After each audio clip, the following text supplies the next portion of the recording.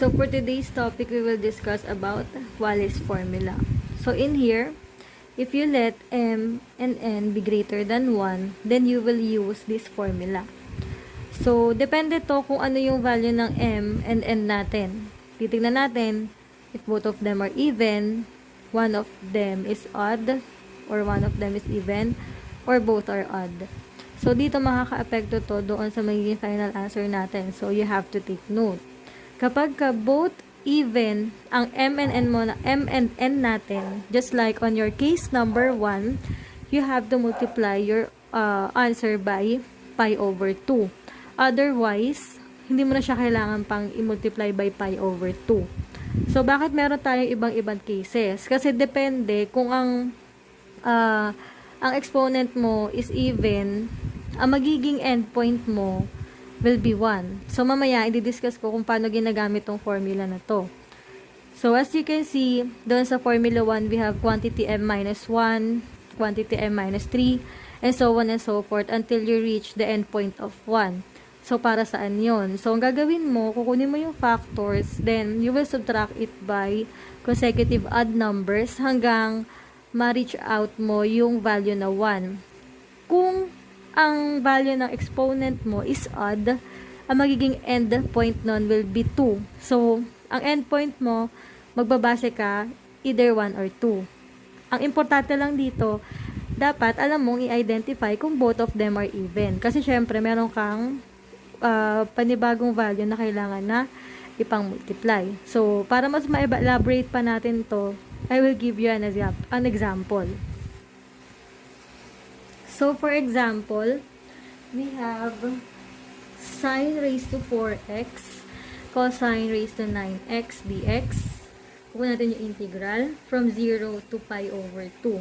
So, gagamitin natin yung formula na pinakita ko sa inyo kanina. So, dito, ang value ng m natin, ang value ng m natin is equal to 4. Ang value ng n natin is equal to 9. Basta exponent ni sine, that will be m. Exponent ni cosine, that will be n. Then, gagamitin natin yung formula. Unahin natin yung para sa m. So, quantity. So, doon sa formula, kung i-replay ninyo, that is m minus 1. So, that will be 4 minus 1. And 4 minus 1 is equal to 3. So, ibig sabihin, wala ka pa dun sa end point. So, next factor will be 4 minus 3. Consecutive odd numbers. So, mapapansin ninyo, 4 minus 3 will be equal to 1. Meaning to say, ito na yung end point natin. 4 factors of n. Next will be n. Ang value ng n natin is 9. Then, we will subtract it by 1. Di ba meron tayong n minus 1 lang upon reaching the end point of n. Punta naman tayo kay n. So, 9 minus 1, that will be 8. So, tuloy pa natin. This will be 9 minus 3, which is 6. 9 minus 5, which is 4. 9 minus 7, which is 2. So, dito nagtuno tayo, meaning to say that will be your end point for n. Para naman sa denominator, ang nakalagay doon is m plus n multiplied by m plus n minus 2. So, kung sa numerator, consecutive odd numbers, sa denominator, consecutive even numbers. So, identify natin yung value ni m plus n para mas mabilis. M plus n, that will be equal to 4 plus 9, which is equal to 13. So, para mas mabilis. Yung unang factor natin is m plus n. So, automatically, that will be 13. Next will be 13 minus 2. 13 minus 4. Consecutive even numbers lang hanggang ma-reach mo yung 1 or 2. Next will be 13 minus 6. 13 minus 8. 13 minus 10. Then, lastly will be 13 minus 12. Last na natin si 13 minus 12 kasi ang difference niyan will be equal to 1. Next step is to simplify all of your factors. So, this will be equal to 4 minus 1 is 3 multiplied by 4 minus 3, which is 1. So, yun. 9 minus 1 is equal to 8. 9 minus 3 is equal to 6. 9 minus 5 is equal to 4. 9 minus 7 is equal to 2. All over, so ito, 13 multiplied by 13 minus 2, which is 11. 13 minus 4, which is equal to 9. 13 minus 6, which is equal to 7. But 13 since we're to done, so 7. 13 minus 8, that is 5. 13 minus 10, 3. Then 13 minus 12, 1. So dito, before natin i-multiply para hindi kayo mahirapan, we can cancel out common factors. So dito, itong 3 makakancel out over 3. Then, itong si 6 pwede natin gawin na 3 times 2. Bakit ko ginawang 3 times 2? Kasi si 9 pwede 3 times 3 and pwede pa natin yung i-cancel out. So, dito, i-multiply na natin kung ano yung mga factors na naiwan.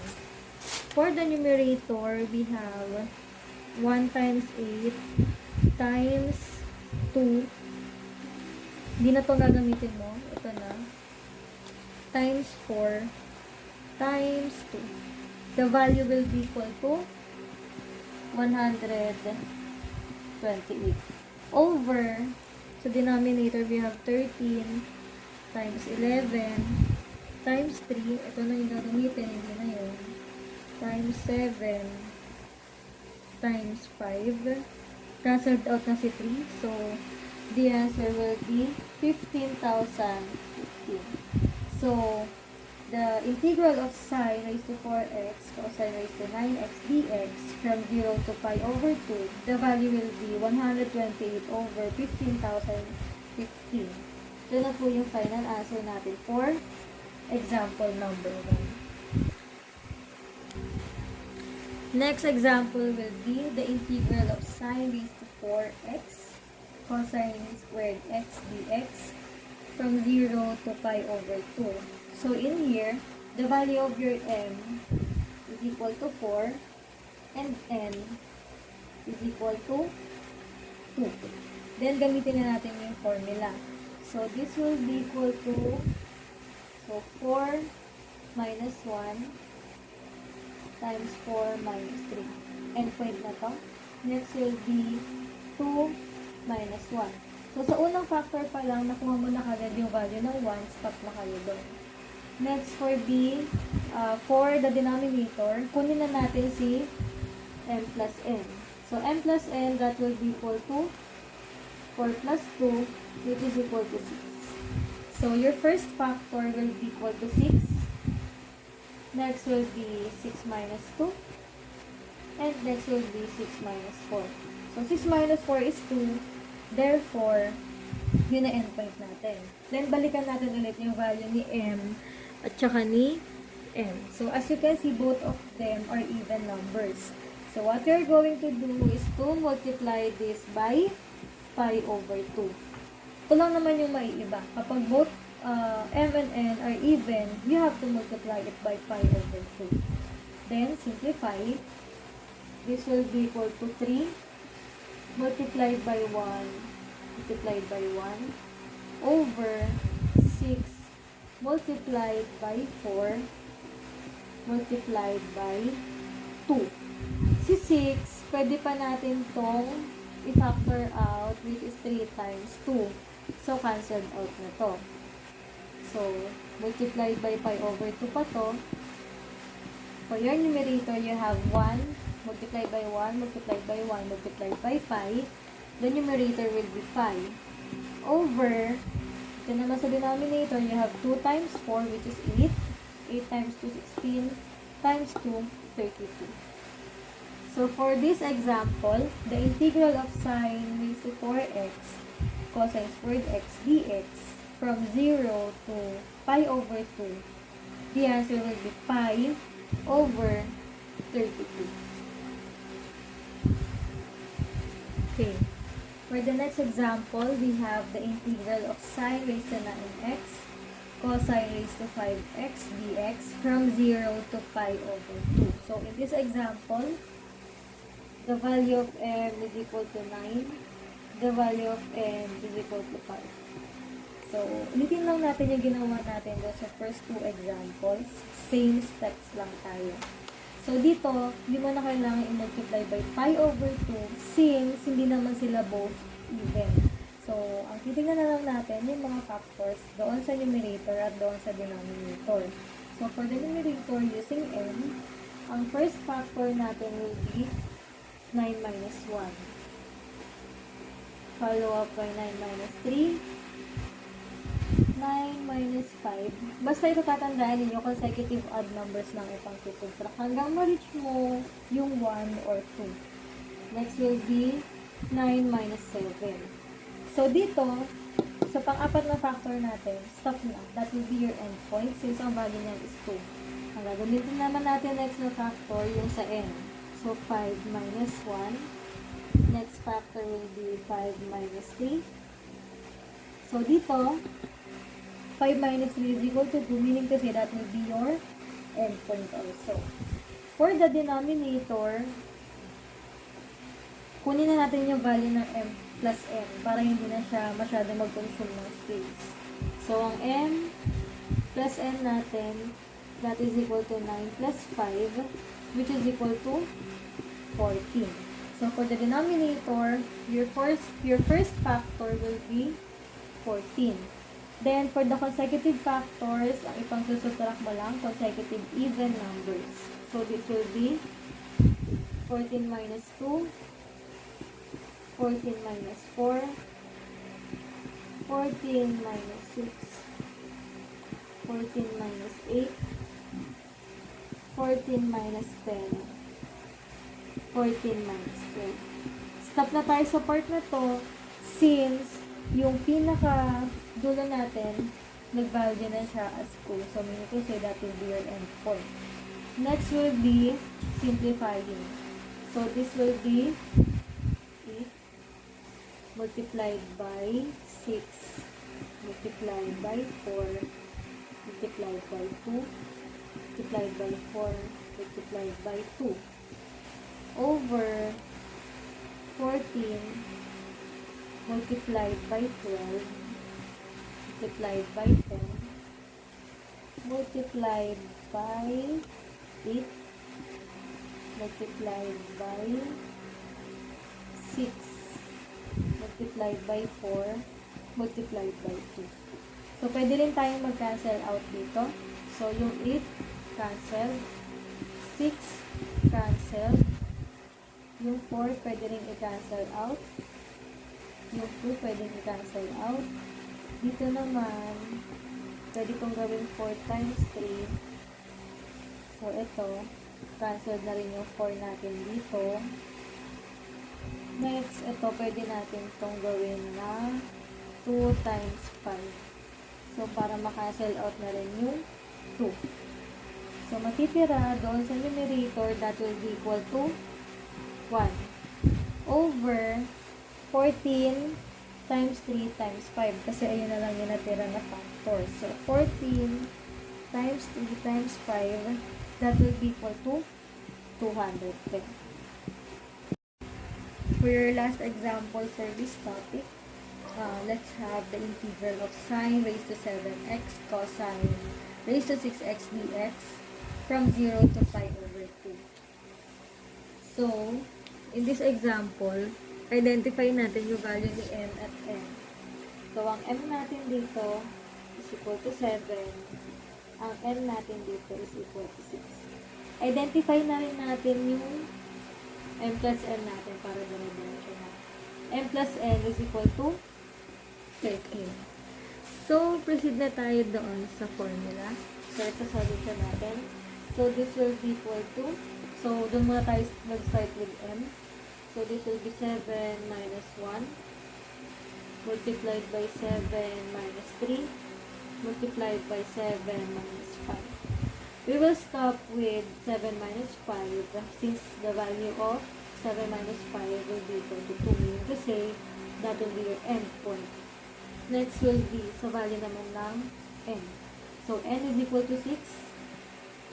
So, minus 1. Next factor will be 6 minus 3 Next will be 6 minus 5.